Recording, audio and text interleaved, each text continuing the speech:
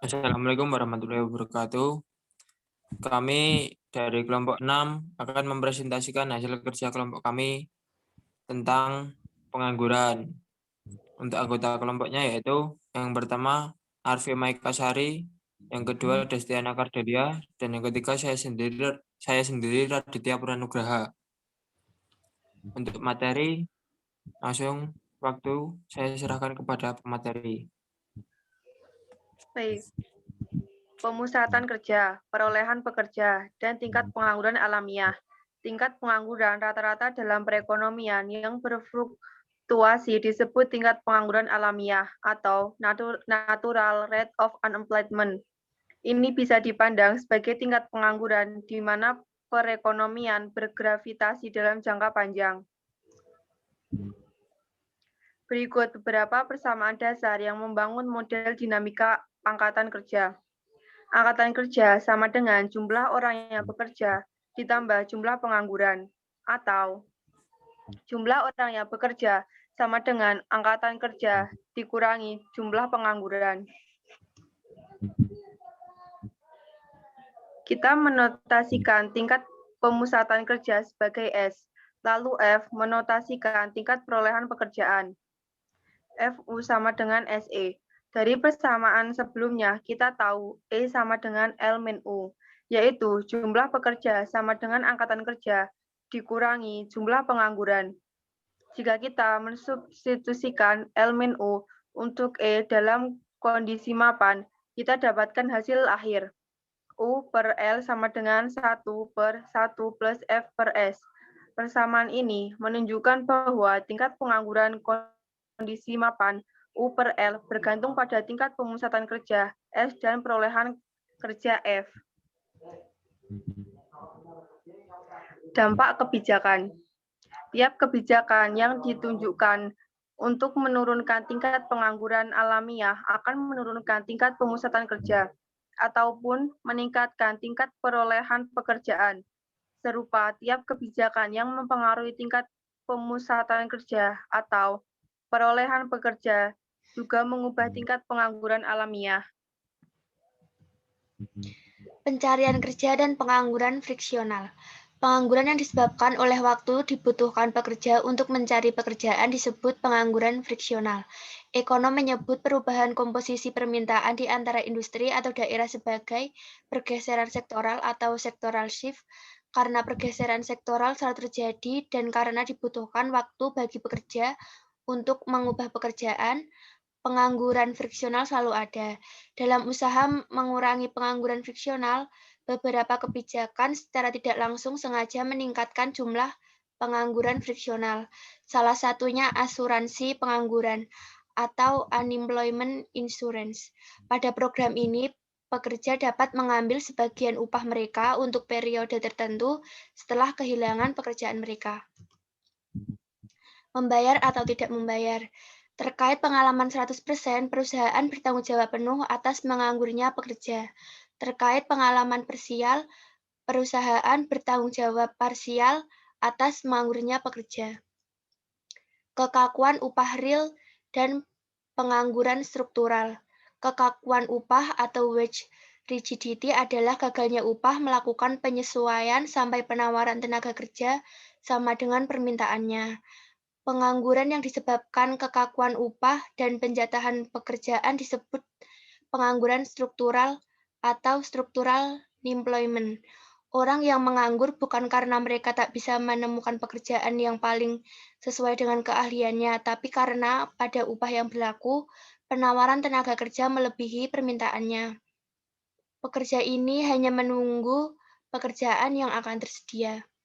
Jika upah real tertahan di atas tingkat equilibrium, maka penawaran tenaga kerja melebihi permintaannya. Akibatnya pengangguran berada pada U. Undang-undang upah minimum. Pemerintah menyebabkan kekakuan upah ketika mencegah upah turun ke tingkat equilibrium. Banyak ekonom dan pembuat kebijakan percaya bahwa keringanan pajak lebih baik daripada meningkatkan upah minimum jika tujuan kebijakan adalah untuk meningkatkan pendapatan pekerja miskin.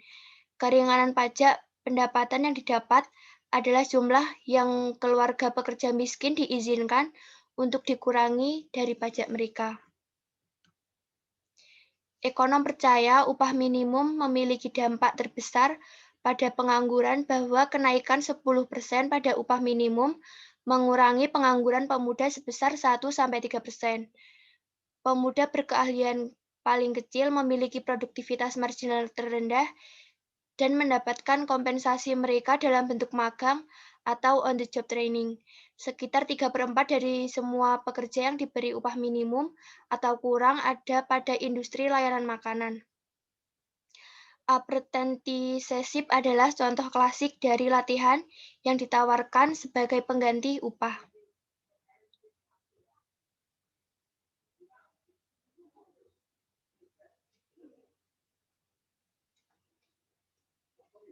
Serikat pekerja dan tawar-menawar kolektif. Sebab lain kekakuan upah yaitu kekuatan monopoli serikat pekerja atau unions. Di Amerika Serikat, hanya 18% pekerja ikut serikat pekerja. Sering kesepakatan serikat mengatur upah di atas tingkat equilibrium dan mengizinkan perusahaan memutuskan berapa banyak pekerja yang diterima. Akibatnya, penurunan jumlah pekerja dipekerjakan, tingkat perolehan kerja yang lebih rendah, dan peningkatan pengangguran struktural. Pengangguran yang disebabkan serikat kerja adalah contoh konflik antara berbagai kelompok pekerja, orang dalam atau insiders dan orang luar atau outsiders. Di Amerika Serikat ini diselesaikan pada tingkat perusahaan melalui tawar-menawar atau bargaining. Upah efisiensi. Teori upah efisiensi atau efficiency wage menyatakan upah tinggi membuat pekerja lebih produktif. Jadi meskipun pengurangan upah akan menurunkan tagihan upah perusahaan, itu akan juga menurunkan produktivitas pekerja dan laba perusahaan. Teori upah efisiensi. Teori upah efisiensi yang pertama menyatakan upah mempengaruhi kesehatan. Teori upah efisiensi kedua menyatakan upah tinggi mengurangi perputaran tenaga kerja. Teori upah efisiensi ketiga menyatakan kualitas rata-rata tenaga kerja perusahaan bergantung pada upah yang dibayar ke karyawannya. Dan teori upah efisiensi keempat menyatakan upah tinggi memperbaiki upaya pekerja. Tren pengangguran. Tingkat pengangguran ilmiah tidak pernah stabil. Tahun 1950 dan 60-an, tingkat pengangguran atau tren pengangguran berada di angka di bawah 5%. Tahun 1970 dan 80-an berada di angka di atas 6%.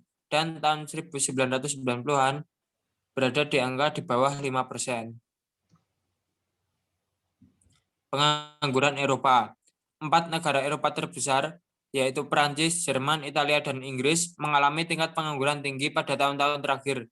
Sebabnya, tak ada yang tahu dengan pasti, tapi inilah teori utama. Banyak ekonom percaya bahwa masalahnya bisa dirunut pada interaksi antara kebijakan berdurasi panjang dan kejutan baru. Kebijakan berdurasi panjang adalah untuk memberikan keuntungan royal untuk penganggur. Kejutan baru adalah turunnya permintaan akan pekerja tak terampil relatif terhadap pekerja terampil karena kemajuan teknologi. Terima kasih. Itu saja yang dapat kami sampaikan. Bila ada kekurangan dalam penyampaian dan salah kata, kami mohon maaf yang sebesar-besarnya. Terima kasih. Wabillahi taufiq wal hidayah. Wassalamualaikum warahmatullahi wabarakatuh.